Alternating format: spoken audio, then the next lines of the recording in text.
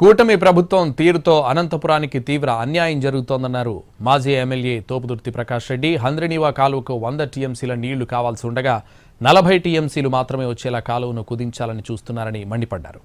ఎవరినో ఇబ్బంది పెట్టాలని చంద్రబాబు ప్రభుత్వం చేస్తున్న పనులతో అనంతపురం జిల్లాలో వ్యవసాయం దెబ్బతింటోందని చెప్పారు తోపుదుర్తి ప్రకాష్ రెడ్డి. పుణ్యాన ఈరోజు కరువు లేదు. రాజశేఖర రెడ్డి గారు పుణ్యాన ఈరోజు భూగర్భ జలాలు పెరిగినాయి. రాజశేఖర రెడ్డి గారు పుణ్యాన సాగు పెరిగింది. జగన్మోహన్ రెడ్డి గారి నాయకత్వంలో హంద్రినీవాను మరింత వెడల్పు చేసి మరింత నీటిని మన వాటాగా తీసుకొచ్చే కార్యక్రమం చేసినారు. చిత్తూరు జిల్లాకు నీళ్ళు ఇచ్చే అవసరం లేకుండా ప్రత్యేక కాలువను ఏర్పాటు చేసి పనులు చేస్తూ ఉన్నారు. ఈరోజు ఎవరినో ఇబ్బంది పెట్టడానికి పోయి ఆ పనులన్నీ ఆపేసి,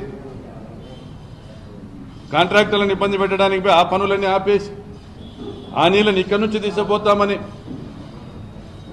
మీరు చేసేటువంటి కార్యక్రమాలు అనంతపురం జిల్లా నాశనం కాబోతా ఉంది.